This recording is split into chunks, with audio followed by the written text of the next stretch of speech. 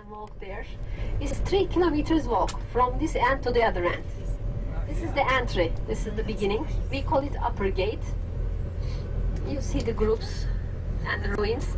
The small theater from 1st century AD on your left, Roman. It was designed as a parliament building. We call it council chamber, parliament house.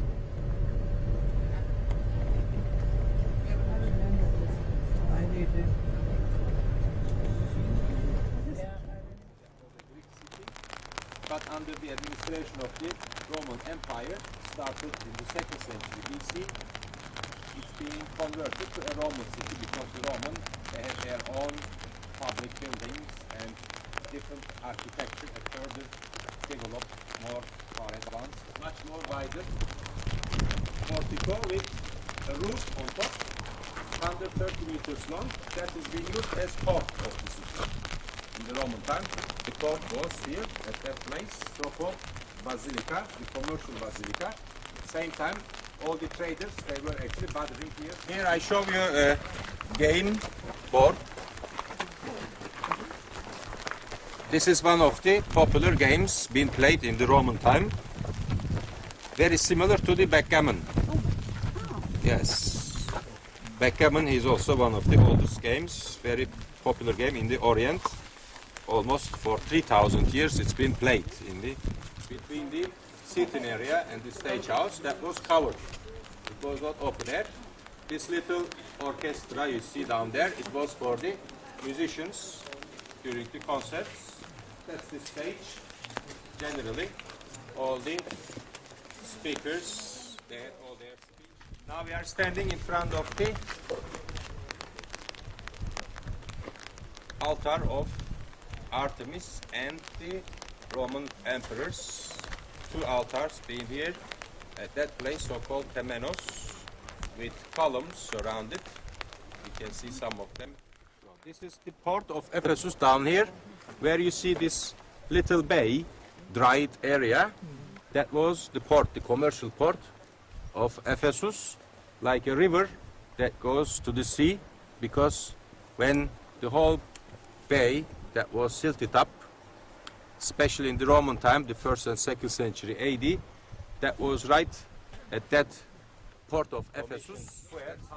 So now we are in the Domitian Square, half excavated, the other half is at the back, still under the sill, under the ground. At that square we had this big temple built in the 1st century AD for Domitian. On top of that terrace, we saw it from Acropolis.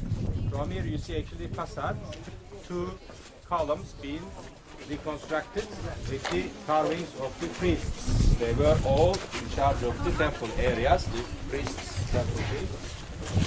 And opposite of that temple, at the back where you see this marble arch, that was a fountain, same time built like the temple dedicated for the Domitian, the Roman Emperor Domitian.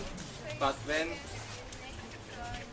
Christianity became the official state religion, the temple being destroyed, but the name which was given to the fountain, because it was useful construction, they didn't destroy the fountain, but they changed the name of it. Domitian being actually changed to Polio, one of the Roman emperors then in the 4th century. At that time, Polio fountain is being one of the main fountains of this square.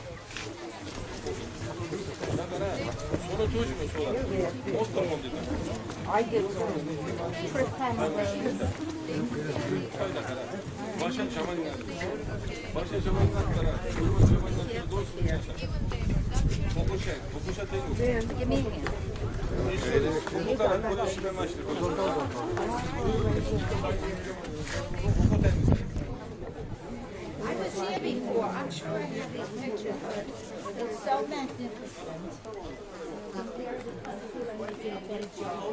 I don't think anything changed. He was a physician, same time he was also a woman's doctor. He helped all the for the birth of the babies here, gynecology. course, for the honoring of their emperors same time, giving the names of the emperors to these places. That's been called the Trajan Fountain. Trajan, the Roman emperor, he was born in Cordoba near to Sevilla, one of the two Spanish origin emperors, same like Hadrian. After him, he was the emperor. And in the center of this monumental construction, in a big niche, there was this statue of Trajan, the Roman Emperor Trajan, about 4 meters high marble statue of Trajan. Decorations of the floors in the Roman time, all the mosaics, marble stones being cut in squares, all original colors, they are not dyed, mainly black, white and terracotta colors being used. Beautiful decorations on the floor in front of the shops. There were 12 shops next to each other. The last one at the end, that was the taberna, called restaurant, that time to eat and drink. And all the others, they were actually shoemakers, some textile shops selling silk materials, and maybe potteries. In front of the Hadrian Temple.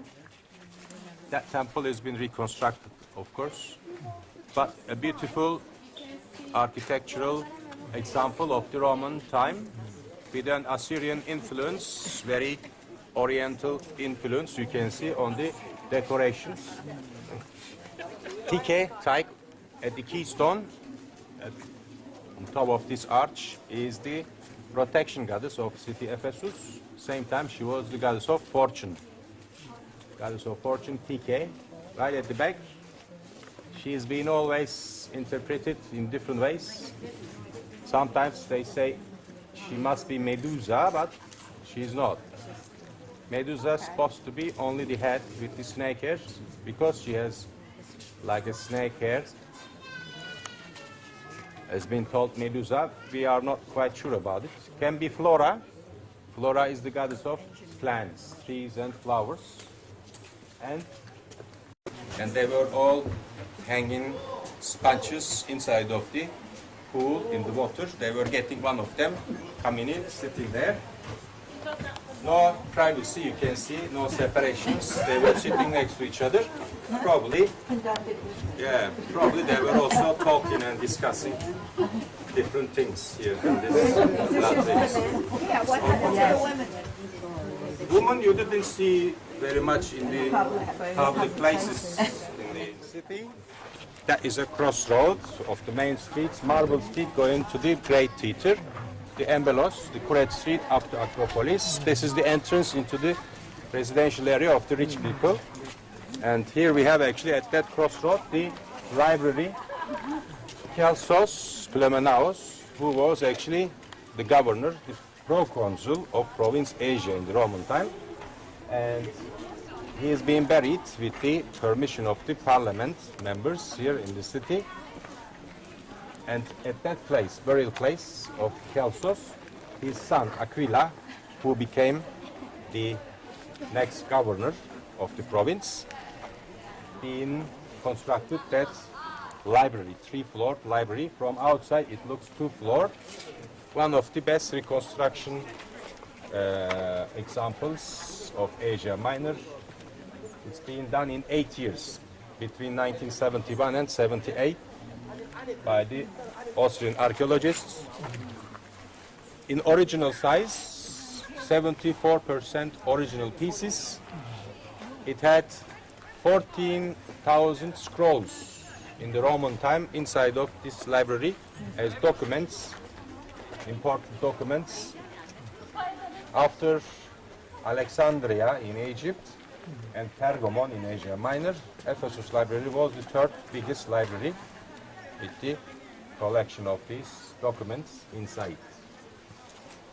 Were many of them saved at No. We don't have any remains of these scrolls because that's been destroyed in the earthquake. Plus, after that, they got the barbarian occupation from north.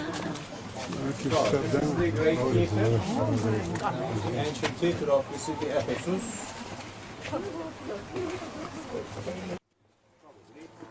5,000, 6,000 capacity. But in the Roman time, 3rd century, it's been converted to a Roman theater. They actually enlarged the sitting area, the cavea, and that was then a 24,000 capacity of the spectators. It's been all dramas made here, tragedies, comedies, arias being sung, concerts being given here.